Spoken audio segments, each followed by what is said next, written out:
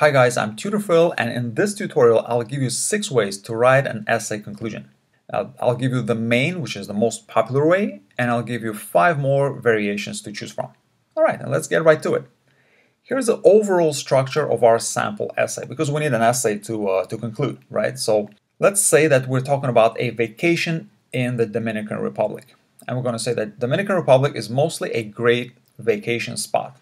Now, notice the word mostly, right? We're going to say that there's not much sightseeing and the weather can be unstable, but there are beautiful beaches in Dominican Republic, delicious food and rich entertainment, and that makes it a winner.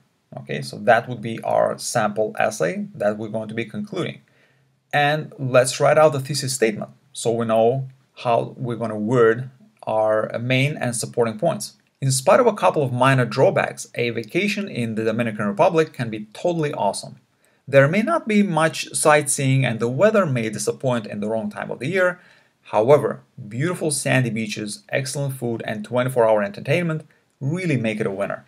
Now, this is our thesis statement, so now we're ready to go into our conclusions. Here's the main technique. And the main technique is simply restatement. In other words, we're not adding anything new. We're simply restating exactly what we said in the essay, and it's usually just a restatement of the complete thesis statement. Now let's do it. This is the concluding paragraph. To sum up, Dominican Republic is mostly a winning vacation spot. The scarcity of interesting places to see and a few rainy days could dim the experience. But a vacation in this tropical country is very likely to be a success because of the pristine beaches, excellent dining, and the possibility to party non-stop. So if you compare this conclusion with the thesis statement, you'll notice several things. First, they have the same structure. First of all, we're presenting the main point, that it's mostly a winner, the Dominican Republic. Then we're talking about the disadvantages, the drawbacks, and then we're talking about the winning points. Okay, so each has 3 sentences. The main point, the smaller negative, and the bigger positive. We are saying exactly what we stated in the essay, including the thesis and the body. So we're not adding anything new or we're not contradicting ourselves either. And we are using different words and phrases to say the same thing. That's it. Now, let me give you our first variation.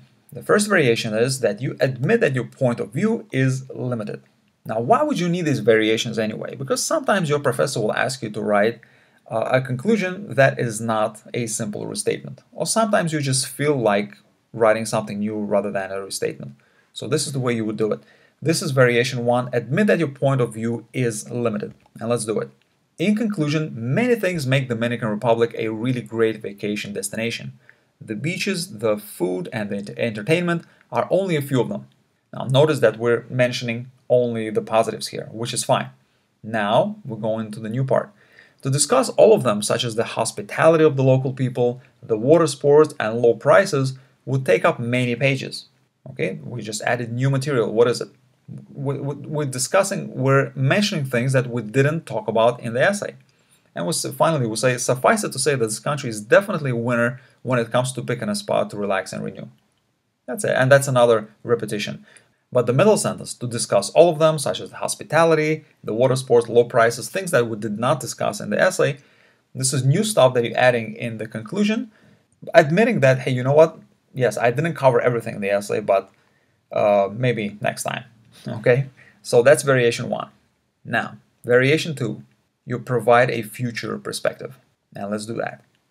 So to conclude, Dominican Republic is a really great vacation destination thanks to its beaches, food, and entertainment.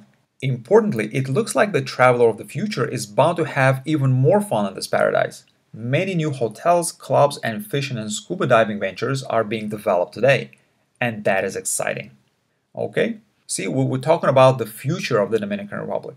Okay, so we're providing a future perspective. It's as simple as that. So you will choose one of these variations depending on what kind of information you have or what comes to your mind. Just use the variation that is most logical to you at the moment. Variation 3. Provide a historical perspective. So instead of looking into the future, you're looking into the past.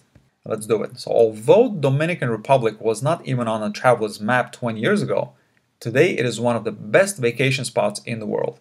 In the past couple of decades, its coastal areas have evolved from rural vacant lands to a series of resorts with great beaches, amazing food, and non-stop entertainment. You're not talking about the past too much. but you're simply saying, you're just adding that element. You're saying, hey, you know what, compared to the past, today it's really great. That's all you're doing. It's not a simple restatement. You're adding something new. So that's another variation you can use. Here's variation 4. You zoom out. What does that mean? Well, let's take a look. The Dominican Republic is mostly a great vacation spot. Okay, again, we begin with our main point, right? Though it may not offer spectacular sightseeing or perfect weather, its beaches, food, and entertainment are sure to satisfy vacationers. So what do we just do? We just summarize the whole thesis statement again. So far, this has been a simple restatement.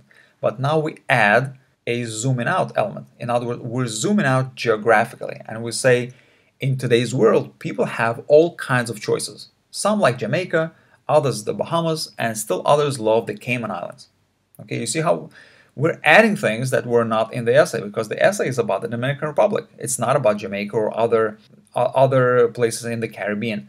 No, I was saying, and we conclude the paragraph by saying, but the Dominican Republic should definitely be on the list for serious vacationers.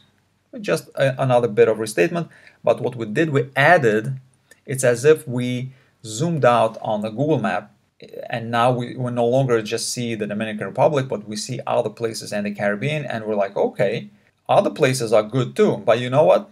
We chose to talk about the Dominican Republic because it's really great. So you can do that. And here is variation 5.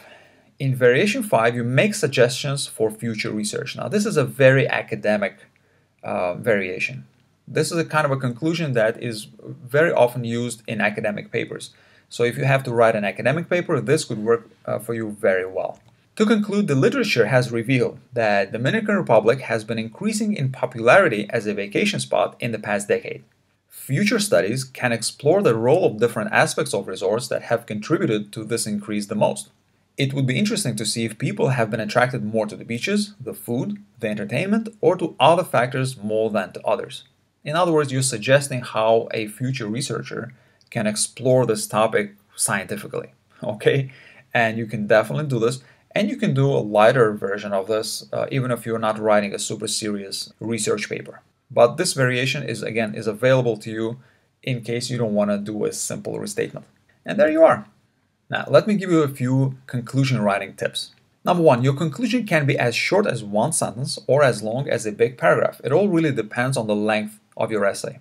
You can begin your conclusion by stating to conclude, in conclusion, or to sum up, but you don't have to. You don't have to. You can just start your conclusion with your subject. Use simple restatement unless you know that your professor wants more from your conclusion. In fact, you can approach your professor, you can approach your teacher or instructor, and I can say, okay, what do you expect in the conclusion? Like, what do you like a conclusion to be? Do you like it to be a simple restatement, or do you like it to be something else? And just listen to what they say and just do exactly what they say if you want a good grade, okay? Use a thesaurus when you're doing a restatement, right? Because you're going to need some synonyms.